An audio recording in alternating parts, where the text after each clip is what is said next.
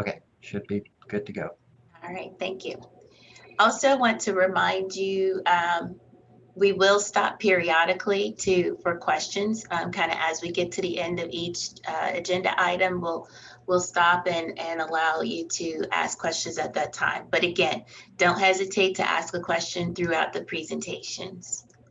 And also want to remind you of the Bike Walk Plan Update page, web page. This is the link for the page, and there are again some resources out there. There's a specific page for the advisory group that has the meeting agendas and the previously recorded meetings. And there may be also some resources out there for you that relates to homework in either past homework or upcoming homework. So are there any questions before we jump into today's agenda and a recap?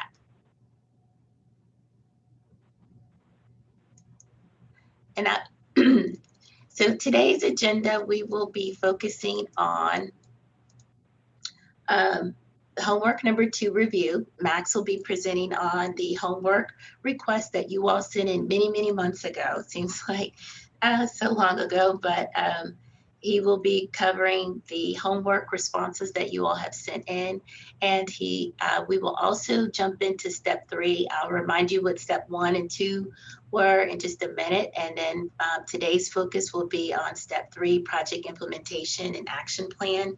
And then again, we've got one more homework assignment, but this one should be relatively, well, I thought might be kind of short, but it'll be more direct. It'll be more focused on a couple of pages in the implementation, the project implementation action plan. So I wanted to recap because it's been a couple of months since we last met, and I wanted to recap what we discussed in the first 2 meetings. And so just a reminder, way back in January 13th, we had our first meeting. And during that meeting, we defined what the role of the advisory group is. We discussed the plan overview and status of the current plan and accomplishments that we've achieved since the development and adoption of the plan. We also talked a little bit about what tasks are associated with the plan update. And then I introduced you and started talking about what the steps, there are 3 main steps to this process. And we began with step 1 for the pedestrian planning. And we assigned homework number 1, and then we also introduced you to the PPA prioritization. Max did a little tutorial over how we prioritized the PPAs and how we developed and prioritized them. And in meeting number 2, which was February 10th, we introduced you to the webpage. The webpage was available and live, and we also reviewed homework number 1. And so the components of homework number 1 were we asked you all to propose boundary changes and any additions to the existing PPAs. We also asked you to look at identifying key pedestrian corridors and also look at identifying locations for safe pedestrian crossings.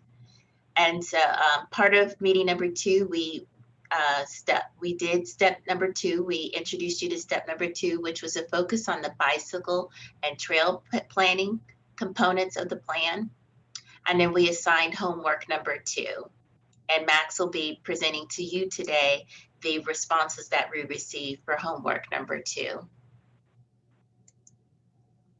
So again, the approach for this overall plan update was 1, to kind of focus on the pedestrian component of the plan, mainly the sidewalks and the categories that the sidewalks are associated with.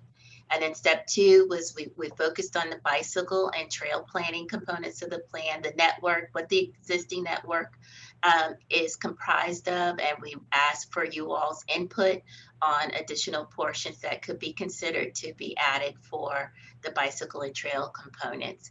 And then, of course, today we're going to focus on step number 3, which is project implementation processes and the action plan.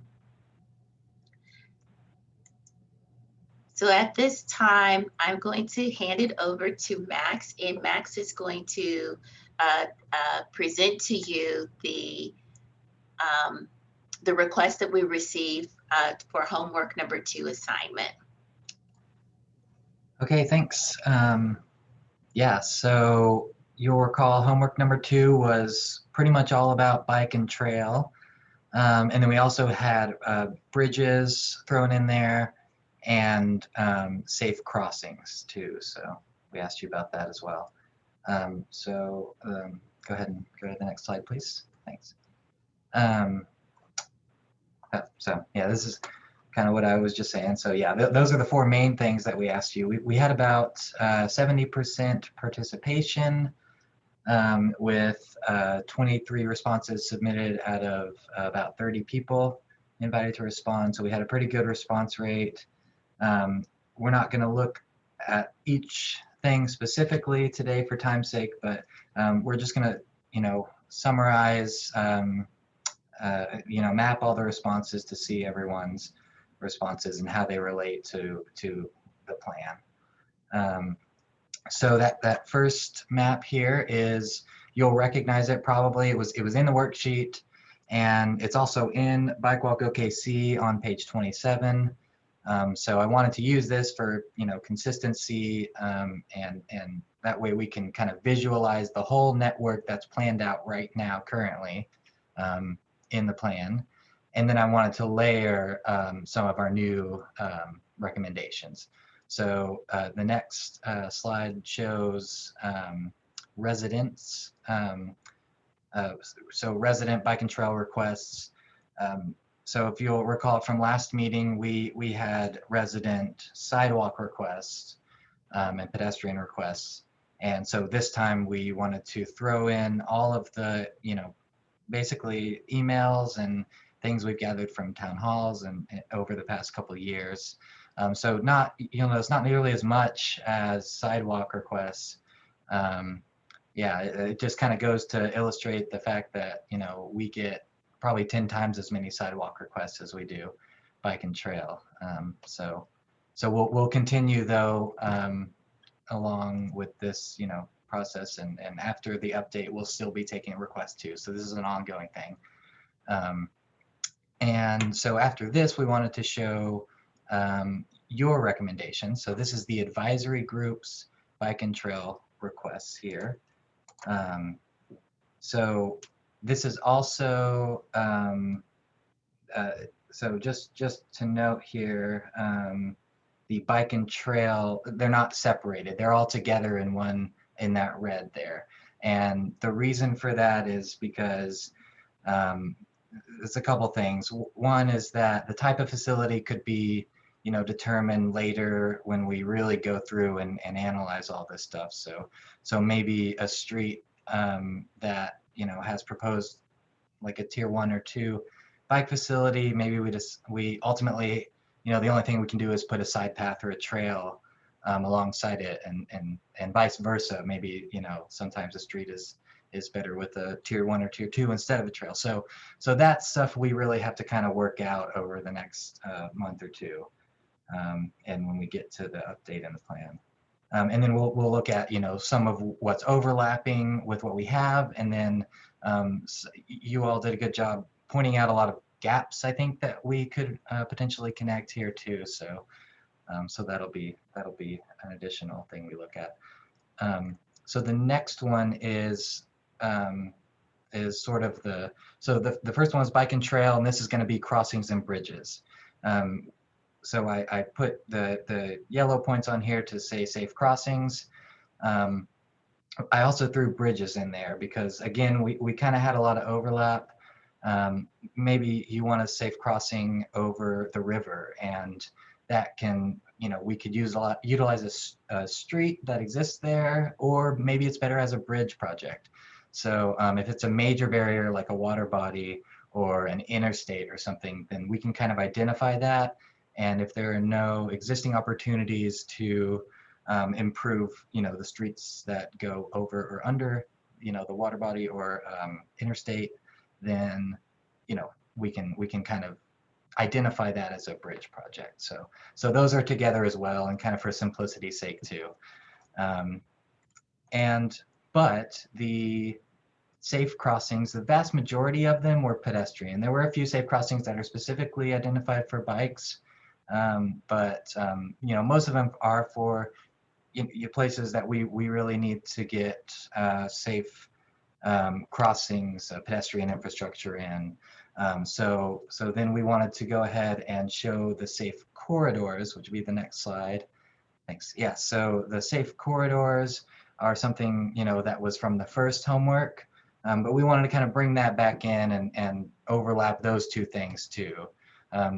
These two categories, if you recall, are going to be new to BikeWalkOKC. And so they will be, the plan is to have them as two new categories, but have them as kind of one component, safe crossings and corridors. Yeah, I think that's all I wanted to cover there, just to kind of show what that looks like. And then to bring in the PPAs too. So this is sort of just another layer of analysis that we need to do, is look at the safe crossings that you recommended to us, and then identify which ones are in our PPA plans or within our PPA boundaries. And then another thing that you recommended to us that we asked you for was an extension of our PPA boundaries, where we can expand PPAs or even create new PPAs. So that's something we'll want to look at too, and make sure that we incorporate the crossings when we start planning these new expanded PPAs. So yeah, this is just sort of everything in one here. And then I think we wanted to zoom in on what that would look like. So this is an example on page 95 in the plan, if you would like to reference it. It's our crossings analysis that we did for each PPA. So this one is in the plan, but just so you know, the rest of them are in the appendix, which we have online on our BikeWalk update page. So if you want to see this for every PPA, then the appendix is where you'll need to go. So this is our crossings we identified, and then and we have a description for those crossings on the side and which ones kind of rise to the top of priority in the plan existing. But then, yeah, we wanted to bring in your recommendations for crossings and show an example of what it would look like when we put those in here. And of course, we'll need to put those in and kind of do some, do some analysis on the back end and make sure that we can incorporate it into the plan. And I think that's what we'll have to do with each PPA, and then eventually each expanded PPA as well. So I think we can go. I think the next slide is questions, and I see we have a question, I believe. I'd like to interject here on these last two slides. I'm going to kind of go back and forth and show you, I think the one other point we wanted to make with these last two slides is that with this current slide that you see here, existing PPA crossing analysis, this is where we've identified the recommendations for intersection improvements. So these are locations where they've been identified either as a phase 1 or a phase 2 intersection improvement. And this has already been done in the plan. And as Max said, this has been done for each of the PPAs. And so then when we go here and we add on top the request that we've currently received, you could kind of see that the requests are essentially in locations that were already identified for improvement. And so that's part of the analysis that we'll be doing, is kind of going through and seeing where your requests are already included in prior analysis. And so there may be some duplication already. And then, as Max said, that are there any questions on the homework that Max just covered? The homework request that we received that Max just covered. So we do have one question in the chat box, Okay. Lakeisha, and it's from Sarah Ferguson. What does a full stop intersection include? You want to take that, or do you want me to? Actually, I am laughing because I observed that the other day in the plan. Now, please note, again, a reminder that this plan wasn't a part of the process when this plan was developed. And I actually came across, and I think what Sarah's referring to is this last sentence in this first paragraph. It says phase one full stop improvements are as follows. So here it does outline what the locations are, but in the traffic world, a full stop could mean a couple of things. In the transportation and traffic planning design world, we know that a full stop, or Sarah and I know that a full stop could mean either a four-way stop, meaning installation of stop signs on all four approaches or three approaches, or a full stop could also be a traffic signal. And so I did just observe this just the other day and made a note that we do need to define what a full stop is in the plan. I think, yeah, I'll show you a page later on where I have lots of handwritten notes inside my hard copy, and I literally just added that as a note probably about 2 days ago or maybe last week. So yes, Sarah, we do need to define what a full stop is, and it probably needs to be defined for every single location recommendation that we have here. But that's all in the appendix. This page right here is just a sample of the information that's located in the appendix. Did I answer your question, Sarah? And I think she's communicating through chat box, and I can't see the chat box right this moment. It says yes. And then Josh Vaught asks another question. Okay. Can we still request more full stops as part of the plan, as opposed to just, maybe not full stops, but maybe, whatever the can we distinguish maybe, but what stops need to be full stops and what intersection improvements could just be improvements without necessarily stopping traffic, maybe. I'm sort of interpreting a little bit. Okay, yeah, it might need a little more interpretation, but to answer your question based on what I understand right now, of course, we will continue to receive all requests. So anything that you definitely want to see considered to be included or discussed as part of the plan, please submit it. And so if you think if it's a safe crossing that maybe you forgot to add during the homework assignment, please feel free to email it to us.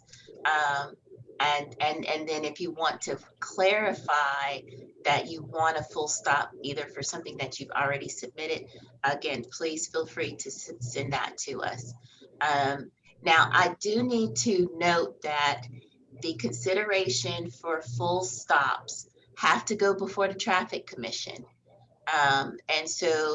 And typically, like the community, let's say regardless of the bike plan update, if there was a community that wanted to have a full stop installed, it would have to be a request. There would likely be a petition needed to be done for that area, for the property owners in the vicinity of the request, and that would all have to go before Traffic Commission. So just because it's in the plan doesn't mean that it's approved and that it will get that it will be done. So these again are recommendations that would then have to go to the Traffic Commission. Are there any other questions regarding the homework submittals? I think, oh, sorry. I was just going to say to Lakeisha, Sarah added one more clarification, and that is that petitions aren't required for signals, but they are for stop signs. Thank you for that clarification. That's what I was going to say too. Yeah.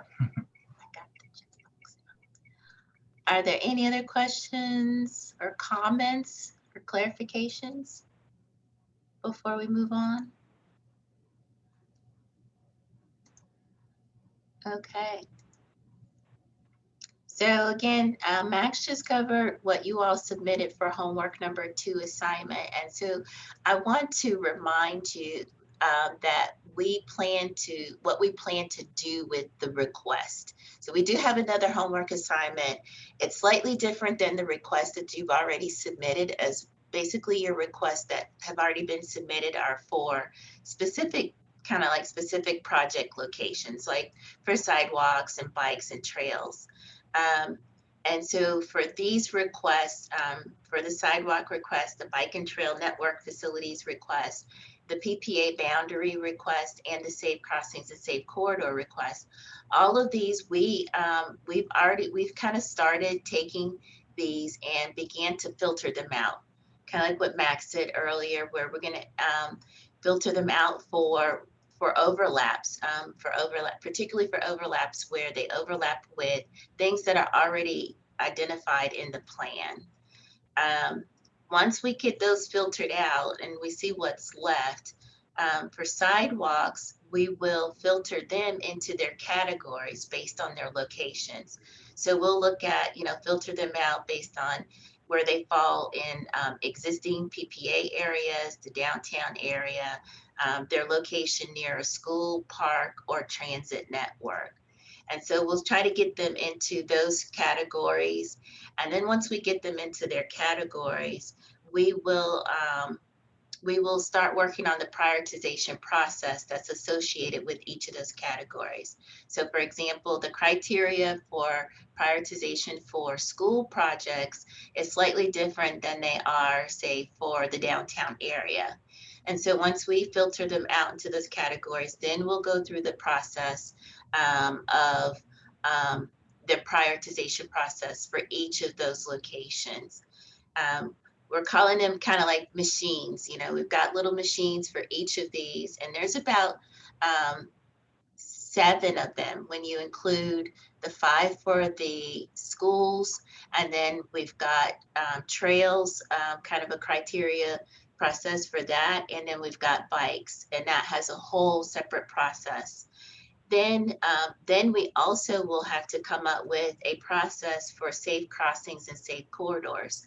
So if there's anything left of the requests that we received that were specific to safe crossings and safe corridors that do not overlap with what we already have in the plan, then we'll look at those and develop a recommendation on how those projects might be prioritized and accounted for. All of the analysis will be brought to you as recommendations, and probably likely in the format of the draft document. And that'll be likely meeting number 4, kind of the goal of meeting number 4 is to talk about all of the recommendations. And so I'll state that again in our next steps of the process and timeline. So before we move on to step 3, and discuss project implementation and action plan, are there any other questions regarding the homework, what we've already done in the past over the last 2 meetings, or yeah, are there any questions? There are no hands raised, Lakeisha, and I haven't seen any additional questions in the chat box. Okay, thank you. Oh, here comes one though. Josh Bott. Are requests for lower speed limits to be part of the plan? Do these requests need to go through Traffic Commission? And is there another method that this should be requested? We have not, I don't recall, and Max, you might have to check me on this. We have not identified locations in the plan for recommendations for speed limit changes. But I definitely, we will be glad to receive them. However, they do have to go through Traffic Commission. They will have to go, so any requests for speed limit changes do go through Traffic Commission.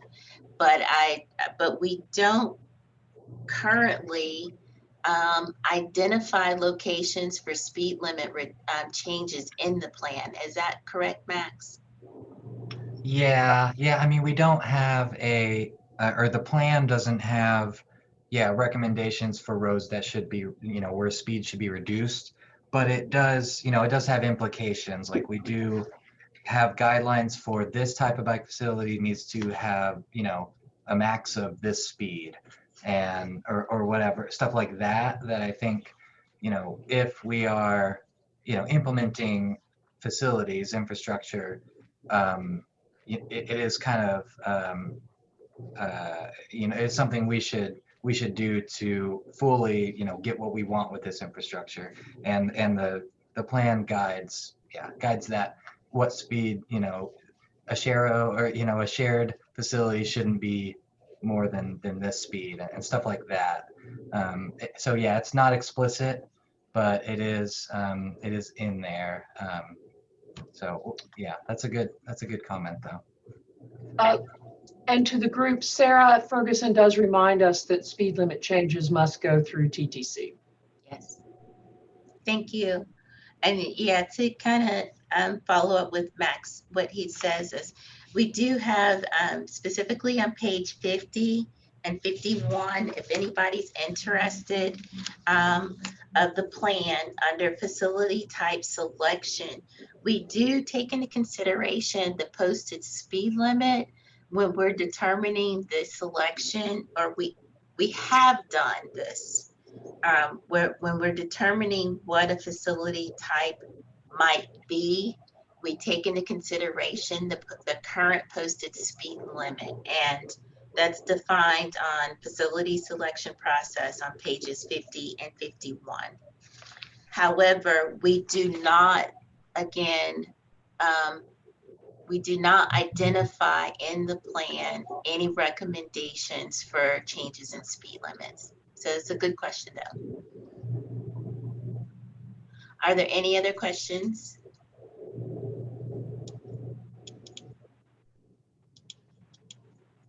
Okay, I think we've got a raised hand here. Go ahead and unmute yourself, Mr. Carfang. Hi, thanks. With regard to the speed limit, so the current plan does discuss taking into consideration the current posted speed limit. Can you talk a little bit about the process for if we desire a particular safe corridor and the current speed limit is not commensurate with a particular design that we want to have, what would be the process for recommending that change of speed limit to make an all-encompassing infrastructure plus speed limit environment that we desire? Good question, Mr. Carfang. So what we've done in the what we're currently doing, and is once we have a project that has been identified for funding, and when we commence the design process, we coordinate with the consultant on the design, and if there's a recommendation for a speed change, or typically it's a speed reduction, then the traffic analysis is done. There's some traffic analysis that would have to be done, or is preferred to be done as part of the design process. Typically it would be a speed study for that corridor. And then we would work with the consultant on seeing if their recommendation would be suitable, if a recommendation would be suitable for a speed change as part of the design of that project. If it is suitable, and if it's agreed upon by staff that we would like to proceed with a speed change, then we would have to take it through the Traffic Commission for their approval. And I would add too, this is Jeff Butler, I would add that I think it's still fluid how we're going to treat these safe crossings and corridors. So when we get these recommendations that we showed earlier, we're just kind of thinking out loud and in the plan, what would be the best way to make these corridors safer? And if that would involve a speed reduction, we can certainly put that in the plan as a recommendation and take it forward. There are lots of ways we can make corridors safer, and that's one of them.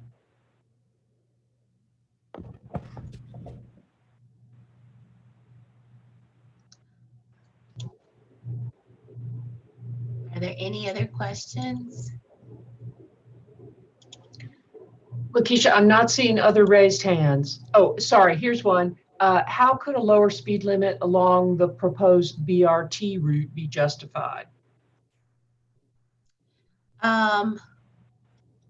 Okay, so Sarah, I'm not sure if you're asking, I might need a little more clarification if your question is based on if that's what is being recommended at this time, or are you asking if it should be justified because it is a BRT route?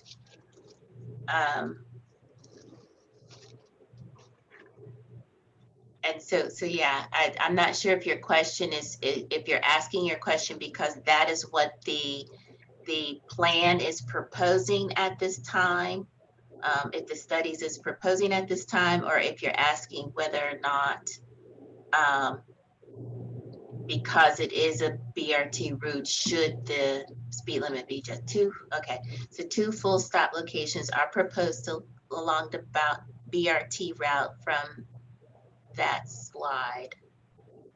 Oh, okay, I'll go back. Okay, so I believe what Sarah is saying is we've got 2, I'm not sure, can you all see my cursor? Okay, all right. So we've got a proposed full stop intersection here and a proposed full stop intersection here and one here. So it looks like there's 3. And proposed full stops are being proposed, and so this is Classen Boulevard, which is also the proposed alignment for the BRT route. Well, it's been the approved alignment, but it's under design right now. And so my interpretation of what Sarah's asking is, how is it that, how can the plan justify full stops at those 3 locations along the BRT route?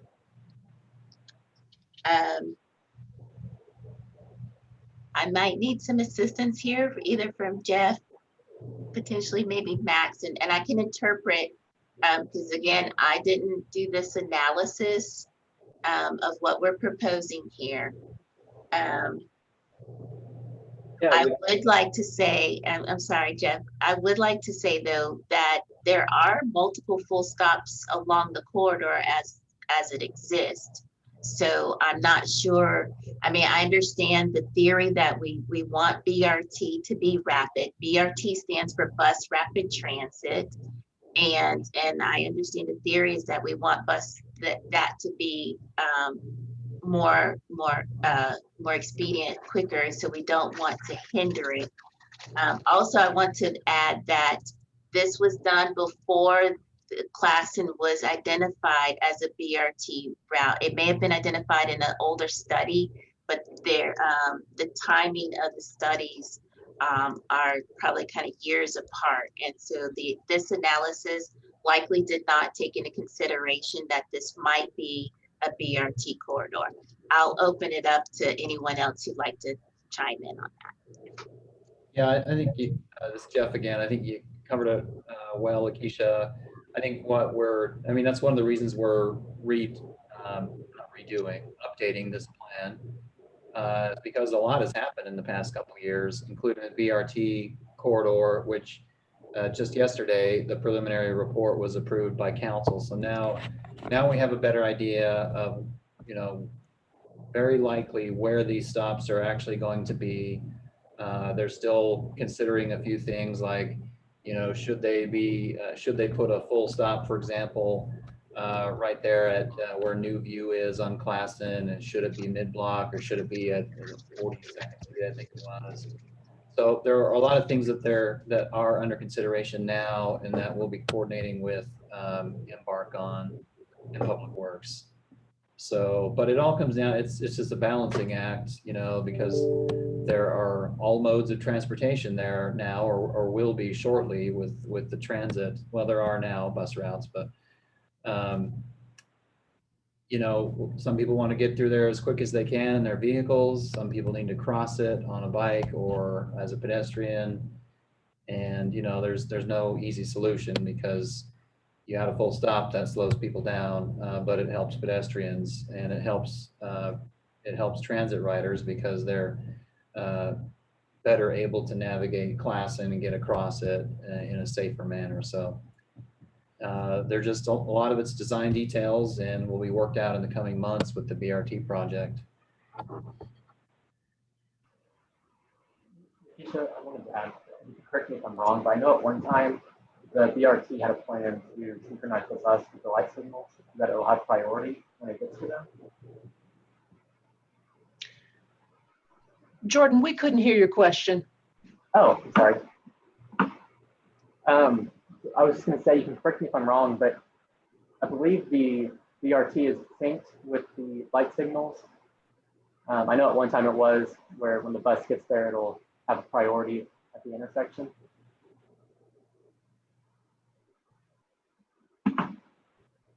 I'm not sure if, and I know that it looks like Chip has his hand raised. Maybe he knows that. I don't know if that's, I know it was brought up yesterday. I doubt that a final decision has been made, but certainly that would be an important consideration, whether or not to do as the streetcar does right now, which is to have the kind of override ability for the signals. Mr. Carfang, would you mind if I think your hand was raised first, but if we could see if Chip wants to respond to this, okay, thank you. Go ahead and unmute yourself, Chip. Thank you, Lakeisha. Just a couple of things to add there for everybody. For the Northwest BRT route going up Classen and out Northwest Expressway, we are planning on having transit signal prioritization, or TSP, as a key component of that route, very similar to what the streetcar has, so that the traffic signals talk to the buses, and that we can, that will help us make that route fast and frequent. And we're also working with Public Works and the Planning Department on the design to make sure that people can get to and from our BRT stations.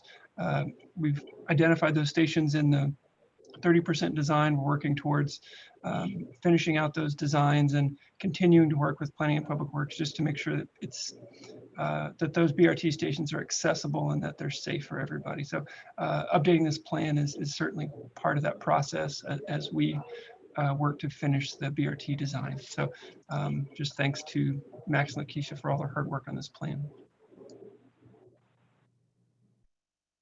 Thank you, Chip. Mr. Carfang? Yeah, just sort of a secondary angle to, I think the question Sarah may have been getting towards, with regard to the process for recommending speed limit changes or stops.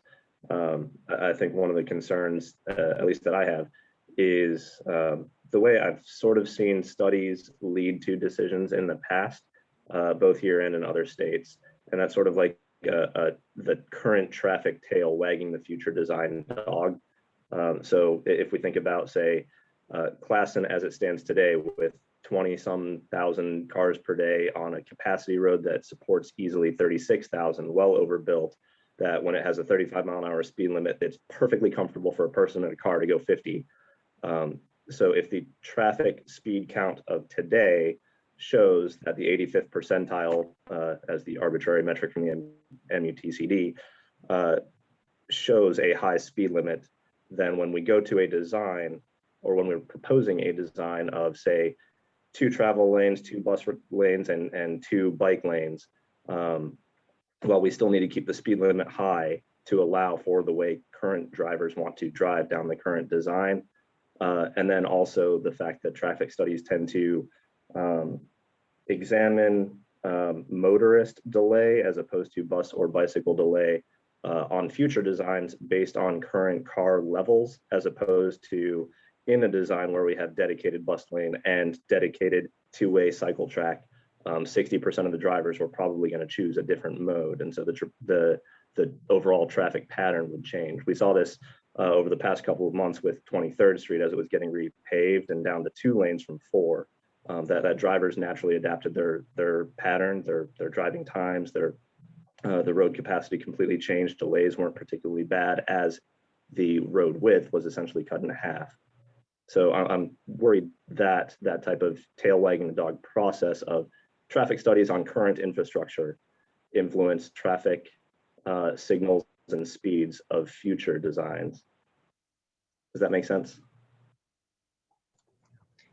Yeah, can I also just add one thing to this discussion, which is we're also with Plan OKC, with the comprehensive plan, going to be looking at TOD, transit-oriented development too, and not necessarily that this will be all along Classen, or you know, the areas haven't been defined really for it yet, but I think the general idea is with BRT and other transit, you know, transit aspects that we want to improve upon.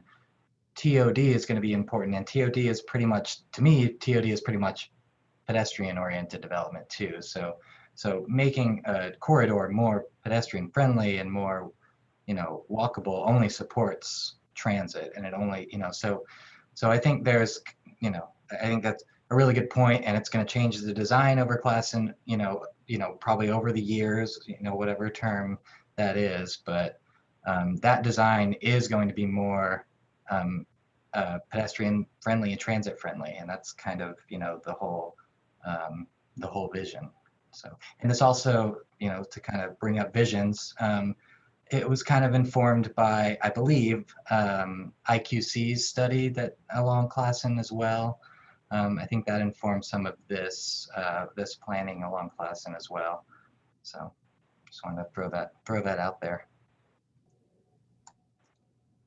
Thank you for everybody's comments and contributions to this conversation. This is really good stuff. I did want to add a note, a clarification, that we do have in the plan on some pages, and actually I was in conversation earlier today with Kim, that we noted we will need to make a note throughout the plan, either in the very beginning of the plan and probably periodically throughout the plan, which is already included in here. And I'll give an example specifically on page 39, where we have the the OKC bicycle facilities maps. And we have a disclaimer basically that says proposed facility types and alignments may change based on further site investigation, design constraints, and final engineering. So I want to kind of, for some of you who may have questions about the things that we have in the plan, and how, you know, I think kind of more apropos to Sarah's question, how can we justify, you know, something that we have in the plan? These are all recommendations. Again, these are all recommendations. And so until, you know, final studies and design and engineering has been done, it is not set in stone that that all of what is included in the plan that the outcome will look just like it is in the plan. And so there may have to be some modifications made in the field and on the ground as engineering pursues on all of these requests and recommendations. So this is really great conversation. I tried to cut this. I was thinking we were going to be really short this meeting, not too many slides, but hoping for more conversation. So with that, are there any other questions before we move on? And again, we you know, we're wrapping up the section talking about homework, the homework assignments. I think we were ready to go into step 3, project implementation and action plan. And so step 3 is essentially a review of the last section of the project implementation and action plan of the document. This is in chapter 4. Chapter 4 is titled implementation. And but for a majority of the first part of the plan, it contains maps and lists of prioritized bike, trail, and sidewalk projects by the variety of categories and types, such as the PPAs, the downtown schools, parks, and transit. But what I want to focus on is kind of the second half of chapter 4, which includes what I would like to refer to as the overall plan implementation. So the page you see here is starts with the project implementation, but really I think these last few pages that I'm getting ready to introduce to you are really regarding the overall implementation of the plan. So we don't intend that this section of the plan will have a major overhaul and will mostly contain some text edits, but I'd like to go through each of the pages, it's about 6 or 7 of them, and review the status of them.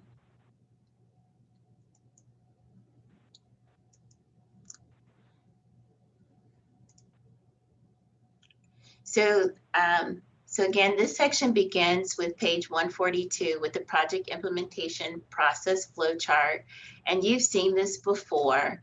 I want to point out that this page also has a future funding apportionment table that may be reviewed and could be considered for adjustments. So we haven't talked about this a whole lot internally, but this was used, I believe, particularly with the Better Streets, Safer Cities funding, when we were identifying the pots of money or how to allocate the funding.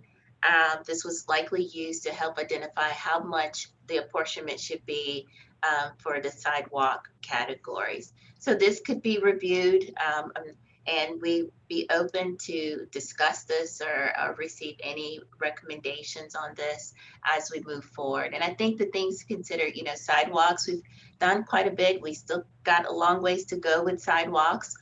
MAPS 4 has identified funding for sidewalks. And actually, let's see, go to the next slide here.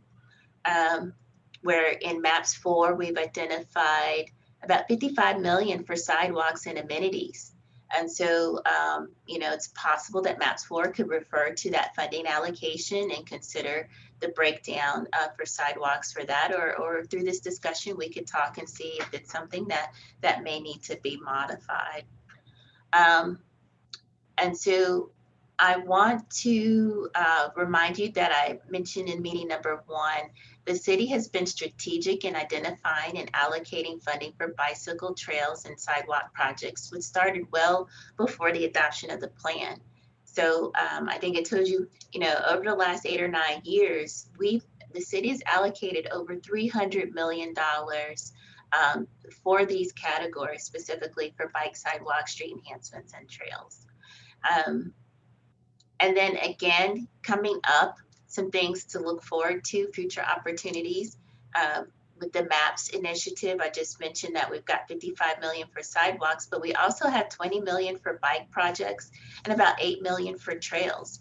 And so this process is helping us to identify the projects that could be used and allocated with upcoming funds. Other future opportunities include preparation for 2027 bond projects. It sounds like a long ways off, but it's not too far. And so relatively soon, the city staff will start wanting to identify projects for 2027 bond call. And then there are also annual federal fund application opportunities. And I'd like to, and so some of those some of these are called out in the plan. So this is the actual funding opportunities page in the plan on page 143. And again, I don't think we'll have many changes to this page, maybe some minor text changes. a little bit of conversations, and there's something that might could be moved to this page for the next section. But again, with the conversation, thinking about funding opportunities, want to remind you that for our federal fund opportunities, federal funds typically require a local match. So when we apply for federal funds, likely they particularly like the SDBG, the Surface Transportation Block Grant that's listed under federal funding, it typically requires a 20% match of local funds. And so the city currently has been using the bond money and the Better Streets, Safer Cities sales tax money as a local match when we've applied the last couple of years for SDBG funds. But we don't have an ongoing, we don't have a standard pot of funds that we can use for ongoing opportunities when we apply for federal funds. Other federal opportunities are the Oklahoma Highway Safety Office grant. We recently applied last year and was awarded a grant, and then we're waiting for the announcement for a new award of the Oklahoma Highway Safety Office grant. We call it OSO. And then there's the CMAQ, the CMAQ, which is congestion mitigation and air quality. That's an annual grant that we apply for also. And the CMAQ also typically requires a local match for it. I also want to note regarding funding, just in thought and conversation. So as we talk about prioritization, the prioritization process of our projects, you know, the goal is we prioritize our projects, and then when these funding opportunities come up, we typically want to think, okay, we're going to go down the list, and whatever's next on the list should get funded, whether it's sidewalks or bikes. But I also want to note with the federal funds, they typically have criteria that sometimes precludes the requirements that we've already established for prioritization. So sometimes we think, well, why didn't we pick the next project on the list? Let's say sidewalks. Well, you know, we had schools and we had our top #1 project, and why didn't we pick that project before we submitted it for SDBG funding? Well, SDBG funding requires that that the project is located on what we call a federally functionally classified road. And that's a state level classification. And so a lot of our roads may be neighborhood roads that we've identified for sidewalks, but they're not a federally functionally classified roads. Usually they're typically our major and minor arterials. And so if the project is not on a federally functionally classified road, then it's not a project that we could submit for SDBG funding. So I just kind of wanted to explain that. And I know sometimes people are like, well, why didn't we pick the next project on the list? As it relates to federal funding, they too have different requirements and criteria that would preclude us from allowing to select a project that's immediately on the list.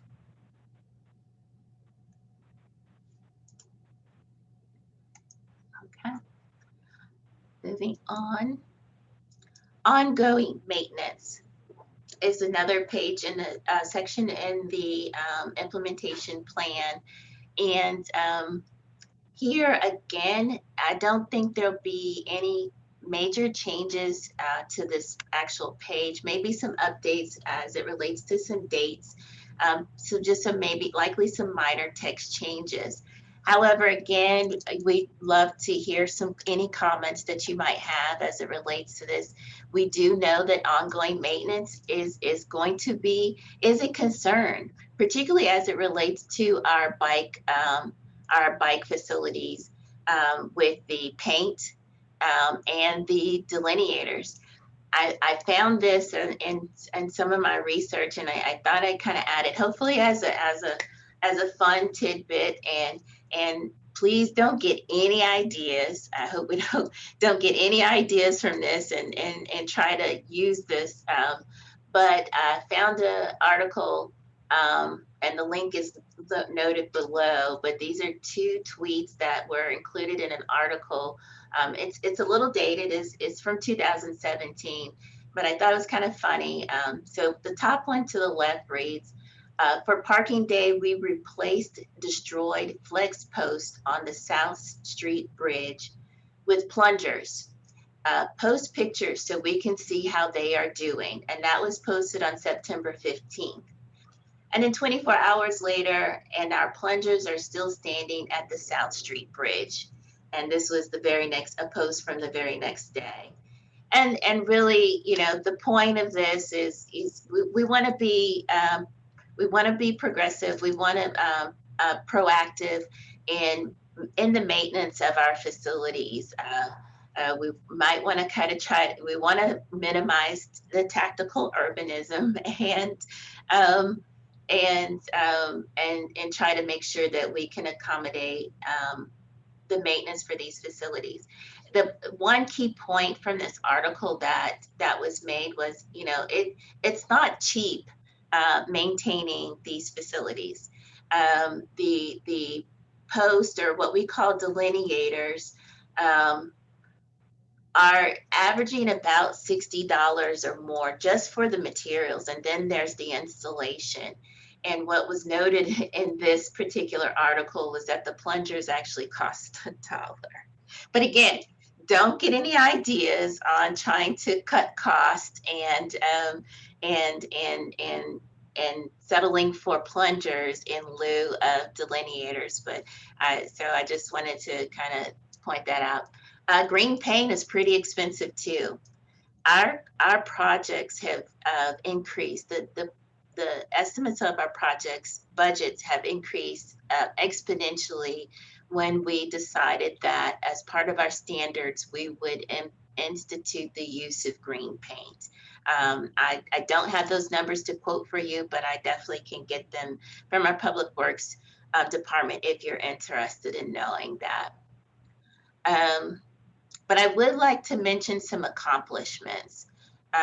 Just last month, Council approved the project MCO 652 for bike lane maintenance, and which includes an allocation of just about $200,000 from the 2007 general obligation bond. And so they've taken some unlisted bond funds to help begin with our maintenance, and that was approved at Council last month. And then also the Utilities Department currently expanded their contract, their street sweeping contract, and are in the process of or have purchased street sweepers that would fit within the bike lanes. Now, this is just an example. This is not what the city has purchased or plans to purchase. I just Googled a random photograph of something that's relatively small that fits within the bike lanes. But the city is working towards making sure that we buy the materials and equipment to accommodate the maintenance of our bike facilities. And then also Public Works has worked to add, I believe for the 2022 budget, a bike maintenance crew to their staff. And so that if approved, that should be, if agreed upon, it should be approved with the budget, with the next fiscal year's budget.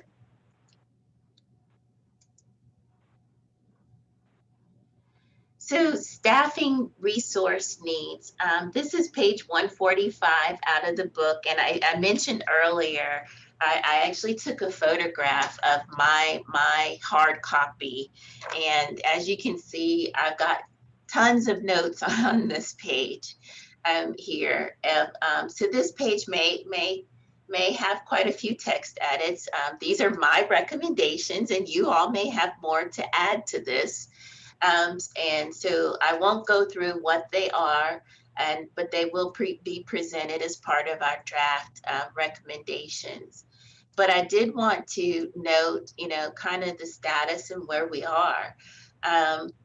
particularly as it relates to staffing. We're a two-team staff here for transportation planning, and we currently manage I just showed you over 300 million in capital funds, projects associated with it, and it's well over 100 projects. And again, that includes street sidewalks, street enhancements, the trail projects, and bike projects. And we work closely with on a weekly basis with Public Works on the implementation of all of these. We work closely with the Parks Department, particularly as it relates to trail projects.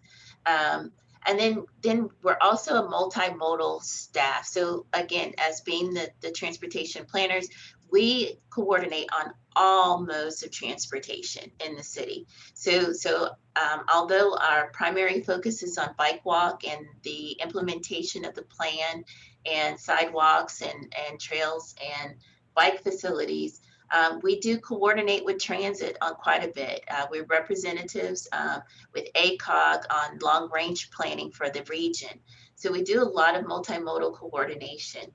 And then we respond to the public, lots of public response as it relates to all things transportation, but specifically the implementation of the plan.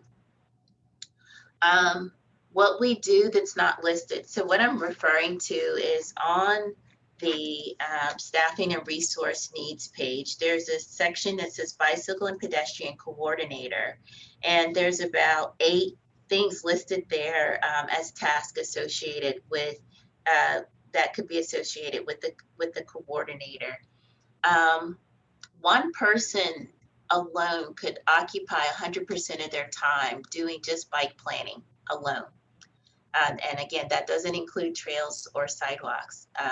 All of the programs and tasks associated with bike planning, one person alone. And so there are quite a few things that could be added that we currently do that's not listed, and which includes performance measures, that's annual performance measures that are documented here in the plan, and you'll see that in the next slide. Count program, we're kicking off a count program where we actually there are counts being collected currently at stations locations, and then we also would like to do counts. We purchased through our OSO grant, we are purchasing counters that would have to be moved and located and download in the data. And with hopes we'd, with the application we just submitted for the OSO grant upcoming, we're requesting an intern to be able to help really kick off and promote our count program. Bike Ped newsletter. I hope you all received last month's Bike Ped newsletter, and this month's will be coming out hopefully by the end of this week. And so a lot of work goes into that, trying to get that out to you all. And then of course, with this being May Bike Month, we'd hope to be doing more social media postings. The Watch For Me campaign. We have a grant through OSO also that we're coordinating with ACOG and partnering with them on doing some education, revamping our Watch For Me webpage and information. And with that would include, attending events. We'd hope to be able to start attending more events and just as an education campaign. So those are things that we're doing.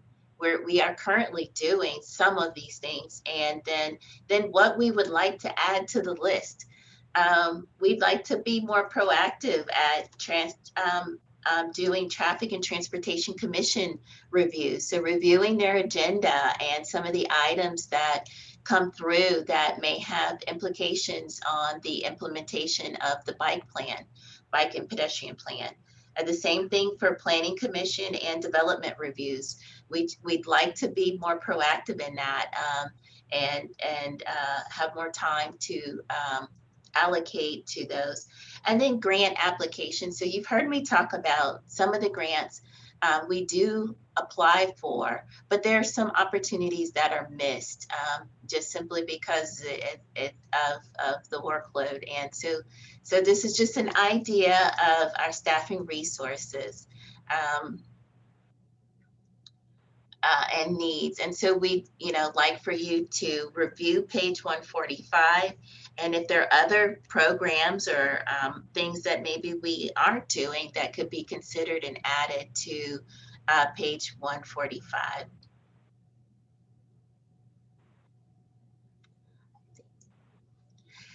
And then lastly, the last portion of, sorry, no, I'm jumping ahead. Next is the measuring performance. Again, there aren't any planned modifications on what we're currently measuring. And so there probably won't be a whole lot of modifications to this page, maybe some text edits here. We do plan to update our performance measures, particularly the facilities measures, the table in the middle here. We currently work with UCO students to perform PEAT analysis. So about twice a year, Professor Jamie Dunnington contacts us for a project for her students, for her class. And we coordinate with her and we give her class, assign them a PEAT area, which is typically one of our pedestrian priority areas. And we assign them, we show them how to use the PEAT tool. And Max, I say we, but Max does all of this work. Max, he actually provides, training. He goes into the classroom and he provides a presentation on how the PEAT tool is used. And then we assign them a PEAT area and they go out and they actually collect the data for us that we've used to identify as a performance measure for these areas. So in the plan, we have a baseline for each of these areas that was done likely, I think, around 2015, 2016. And so the goal of the plan is about every 2 years, we update this. And so again, due to staffing, it's been a great collaboration with the class, with the class to collect this information. We will probably not update this table, but maybe we'll include in an appendix an update to this table with the data that has been collected to date. The different locations have been identified again at different times of the year and in different years. So we won't have data for all of the locations in all of the succeeding years from the baseline. But that is one thing that's ongoing and likely will be included in an appendix. Also, we'd like to talk consideration in adding, again, our count program. Maybe not here in this section, but maybe as an appendix to the document, a map that identifies the locations where we currently are collecting counts and where we might propose to collect counts in the future. And then of course, a table and maybe an appendix that would collect the counts. And then that also would be information that we could provide as a dashboard, maybe in the future, just thinking outside the box and kind of some things that we'd like to do in the future. Susan, you have a question? Yeah, Tony Carfangs asked the question to the group, do others look through the meeting agendas for impactful items to zoning and transportation? He adds, I do when I can, but a Slack channel for this group might be helpful. Thank you. Thank you. Is that something, Mr. Carfang, you'd like to have a response to right now, or we can discuss a little bit further? I'm almost about to wrap this up. Yeah, I'm just thinking about at the state level, Bike Oklahoma does action alerts for state level meetings, and there's a little bit of federal interaction too. And so maybe a dedicated group to focus on city level meetings for action alerts for types of impactful agenda items could be pretty useful. Thank you. If anyone would like to respond to that, please feel free to do that in the chat. I know I've been talking quite a bit, and so I got maybe like 2 more slides to get through for this section, and then we'll talk about homework, and we should be wrapping it up really soon. and then we can regroup and respond to Mr. Carfane's question if there's anybody who'd like to.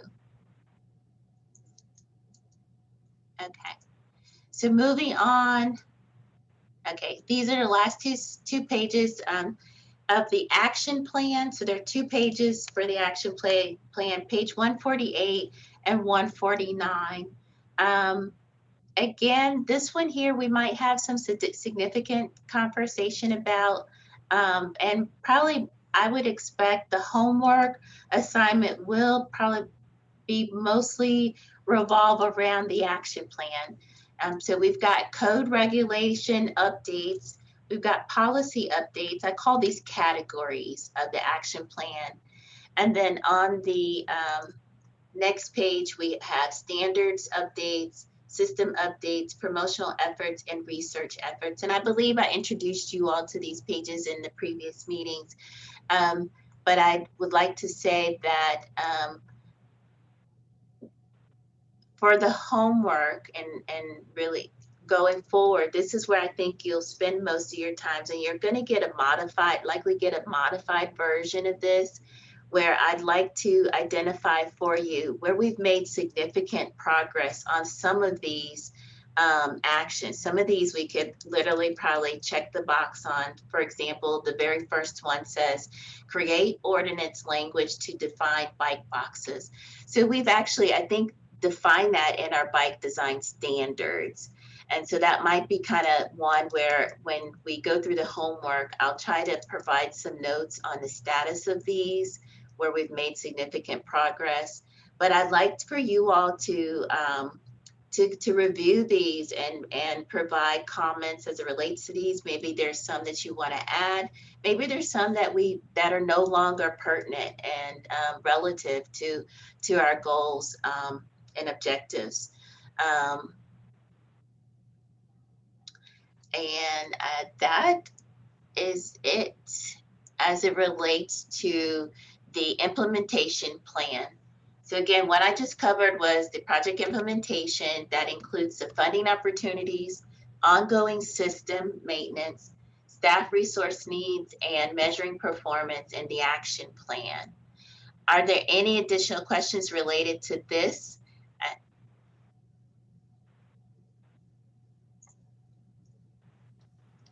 Lakeisha, this is Hal McKnight. Going back to page 143, where it says sponsors. I know when we were involved in putting this together back in 2018, there was a lot of discussion we had about this subject of sponsorship, where it says private businesses and local industries can provide support of bicycle and pedestrian facility construction projects through donations of cash, services, labor, or materials. And we just haven't seen very much. I don't know if we've seen any of that in these projects. And I think that's something that maybe when we're wrapping this whole thing up, we can find some stronger words, or maybe try and make this become more of a reality compared to a lot of cities that have really done some wonderful things with private donations. Our city has not really done that. And I think that that's something that could certainly go a long way with whatever fundings situations that we already have in place and in the future. Thank you, Mr. McKnight. Duly noted. And again, as part of the homework, we haven't formatted how exactly it would be, but there will likely be a comment box where we could add if there's any additional comments you want to provide in addition to what you just stated. There will be an opportunity where we could put that in writing as part of the homework. Thank you.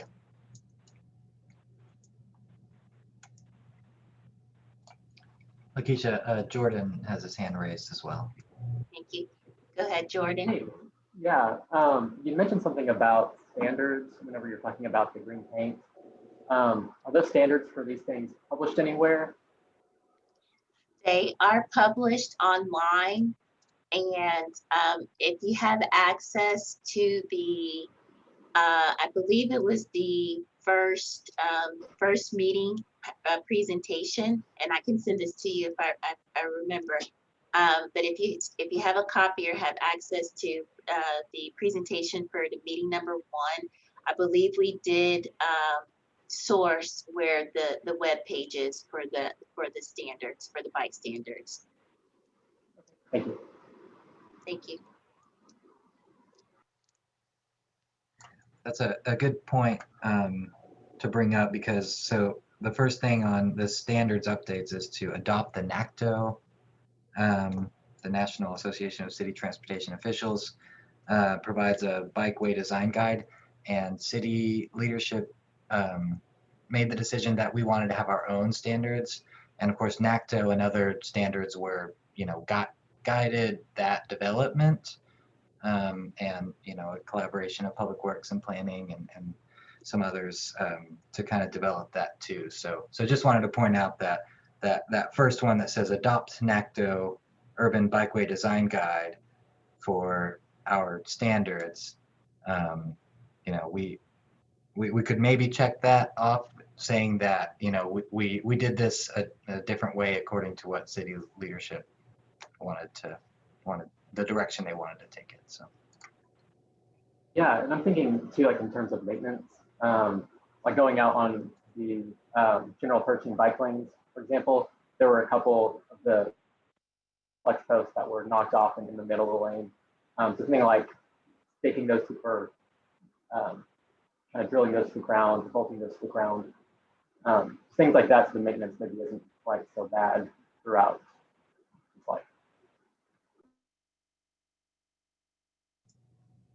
Thank you. I'd like to know, excuse me, I can now see the chat box. So I believe Chip has posted the link, excuse me, to where the standards are. Thank you, Chip.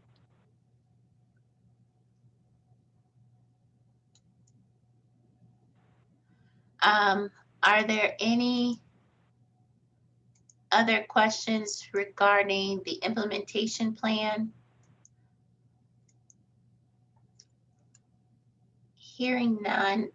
So again, the homework. Homework number 3, I originally thought would be simple, but as we walked through and thought through the action plan section, we probably will, that's where I think you'll spend a lot of your time. But again, the goal is for you to review the project implementation section, pages, specifically pages 142 through 149 of chapter 4. Kind of review the pages that I just showed you, and then we'll ask you to provide comments on these sections, and we'll establish again our a survey format, and probably ask you very specific, or have very specific comment boxes for each of the different pages and topics. And then also, at this time, we would like for you to, sorry, I wrote that wrong. We would like to know from you what you want to hear from the public. Yes, what would you like to know from the public? So I'll talk about in just a minute, kind of our time frame and what's next.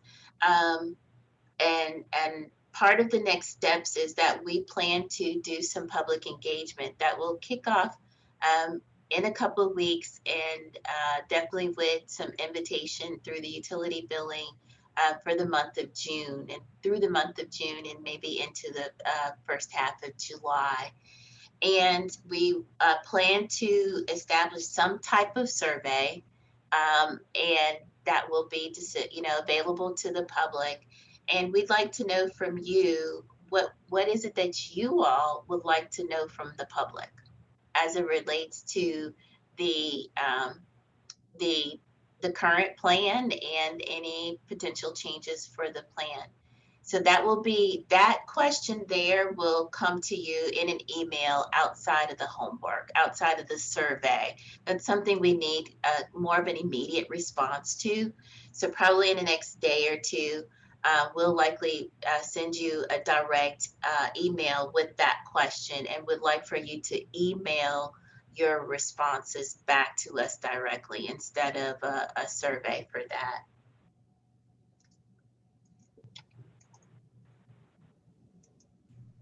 So that's the end of the presentation. That's the end of the main content. Are there any questions related to anything that we've discussed so far that we've presented, and or just in addition to this? And before I open that up, I do see in the chat box from Ryan Fogel, my understanding is the OKC Planning Department uses MUTCD and does not follow NACDO. Shouldn't we all be on the same page? So that, okay, let me clarify that. The planning department does not solely use the MUTCD. We do refer to NACDO also. And in collaboration with the Public Works Department, we encourage reference to NACDO, and we encourage consideration of NACDO's standards when we are reviewing projects. So I'm not sure if that's a clear, a correct full statement is that we only use the MUTCD. We in planning do not only use the MUTCD. I know the quote, I'm saying only, and that's not what's stated here, but we do use both, and we encourage staff to review and consider NACDO also. So I'm not, and the question is, shouldn't we all be on the same page? And so I might need a little more clarification on who is we all, and where's the differences? Hey, Lakeisha, thanks for that response. Yeah, I've sent some emails back and forth to some of, I guess, the other planning department people, and I've referenced some of the NATCA stuff, and they basically just responded that we don't follow NACDO, we use MUTCD. So that was just my question. So yes, public traffic management, Public Works primarily, yes, they use the MUTCD, and we encourage them to consider NACDO designs when it's appropriate. We do try to refer to NACDO, and then we talk about it and kind of go through back and forth and discuss it. And so, but no, we have not adopted NACDO officially. And I think that's what Max was saying. We did use, we referred to NACDO when we did our design standards, and we, and then of course the MUTCD. Go ahead, Max.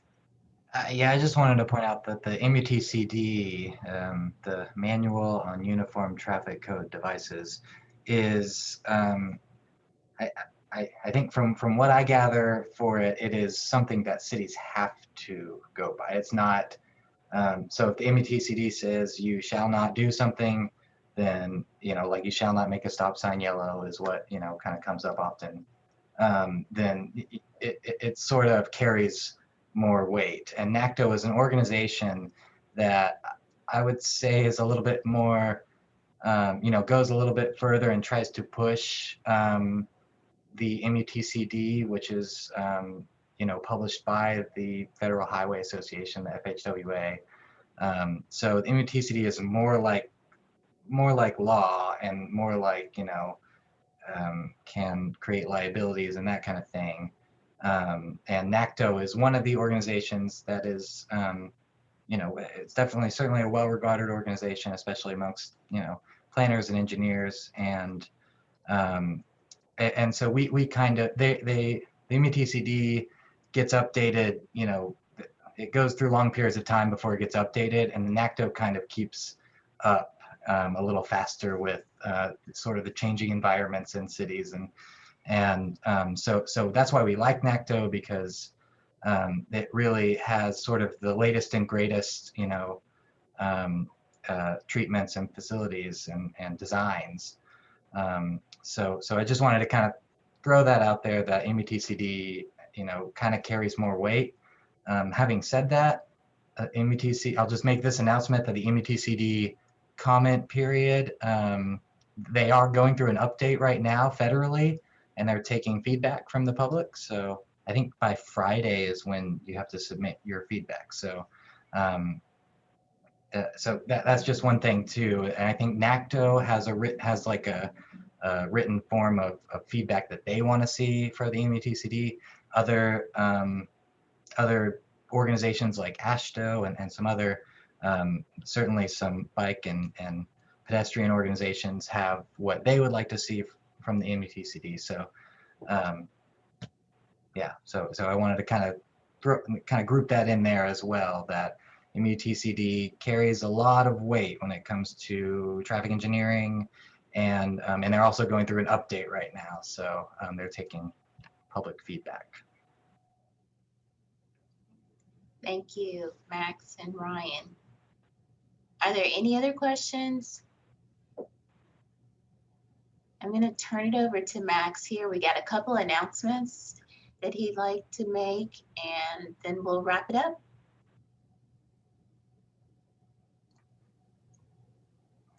Okay, thanks. And thanks, Ryan, for, he said, here are the City of OKC bicycle infrastructure standards, yeah, based on MUTCD, and our city engineer. And then Josh said, MUTCD and NACTO could both be adopted. They are not exclusive. Yeah, I don't know if we want to go further into that, Lakeisha, or if we want to move on. Okay. We're getting short on time, so let's go through our your announcements and timeline, and then if we need to address anything else in the chat box, we can. Okay, sounds good. So Lakeisha covered a couple of these a few slides ago, but just a few announcements that are happening kind of right now is that May is Bike Month.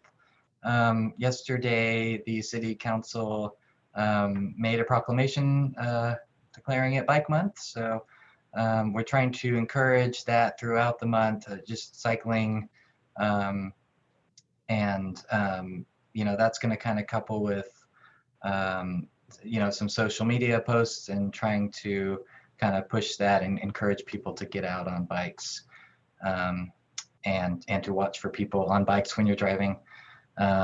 And so that I'll go ahead and skip one bullet. So that kind of goes with the Watch For Me campaign. As Lisa mentioned earlier, we partnered with ACOG and Highway Safety Office to kind of launch or revamp our Watch For Me OKC campaign into a Watch For Me OK, a Watch For Me kind of metro-wide campaign. So we'll be kind of helping to push that out as well in May. And then Bike to Work Day is May 21st. So thanks, Jordan, for providing the link to the new website. There's going to be a website launch for Watch For Me, among other media launches. So May 21st is Bike to Work Day as well. And we are going to go back to having our events at the Bicentennial Park downtown, right by in front of the Civic Center, and by City Hall. And so this is a map of some of the routes that we're doing this year, and different organizations, different people are hosting different rides. So we're grateful for that and all the coordination for that. And Downtown OKC Partnership is providing coffee from Junction Coffee. So that will be, hopefully after a year of a pandemic, we can kind of get back to some of this stuff, community-oriented bike events and things like this. So happy to be back doing that. And then Lakeisha mentioned the newsletter as well. Something that we started just last month is to really try to get more public information out there about what bike and pedestrian projects we have going on, let people know about the update, the plan update, and things like Watch for Me.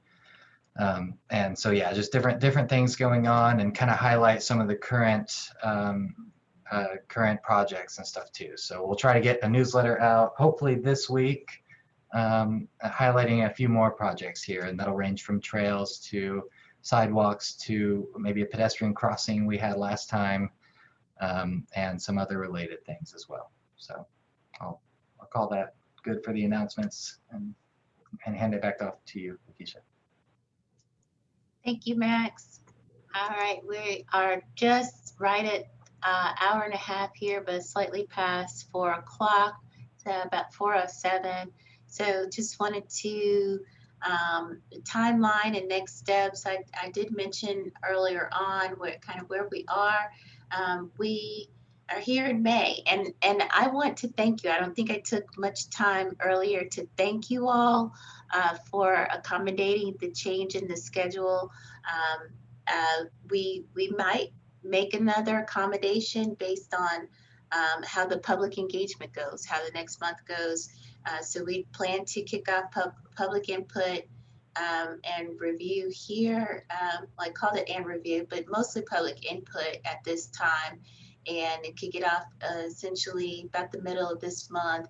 Official announcements will be in the mailing for the month of June, and so through the month of June, and we may need to extend it into July because the mailers, there are some mailers that won't go out to the very end of June, so we'll give those people, want to give those who receive the mailers kind of late an opportunity to provide information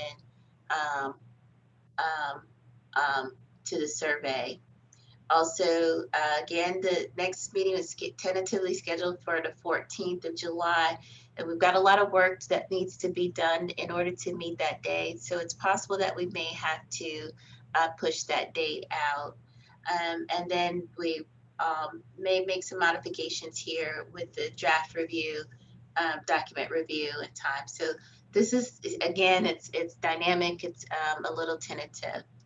And again, the next steps are we take all of your comments, input, we'll kind of take it through all of those little machines for the prioritization processes, and we plan to come back to you with the recommendations that we have out of the analysis of all of the data that you provided to us. And with that, I will call it an end. Those of you, I know time is of essence, and so if you need to leave, please feel free to. Please look forward to receiving additional information from us by mail real soon, and for the survey. And if there are any other questions, now's the time to just open the floor for questions.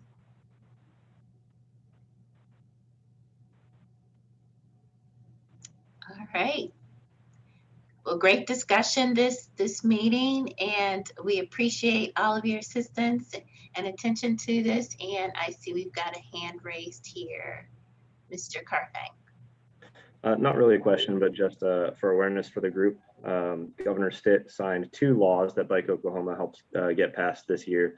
Senate Bill 184 switched preemption with regard to e-bikes on trails. So now all e-bikes are allowed on trails throughout the state, unless municipalities say otherwise.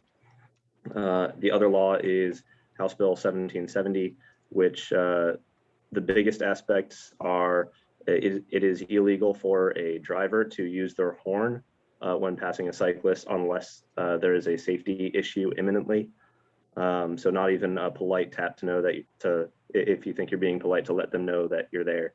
Don't even do that, but certainly it's an avenue to for cyclists to have some retribution if a driver gets antagonistic and lays on their horn.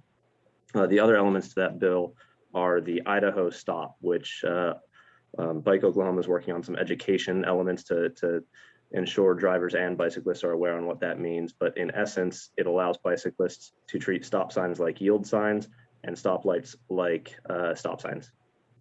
So it makes the way most bicyclists tend to behave anyway, it continues to legalize a safe and efficient method of bicycling to make it more comfortable. So I just wanted to let everybody on the call know. those laws take effect November 1st. Thank you.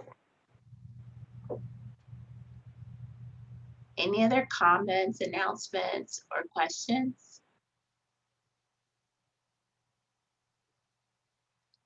Again, we appreciate your attendance to this meeting and look forward for continued participation in the process. And please feel free to reach out to us if you have any questions or concerns. Thank you. Thanks. And thank you all for all your work too. Thank you, Mr. Griffin. Thanks.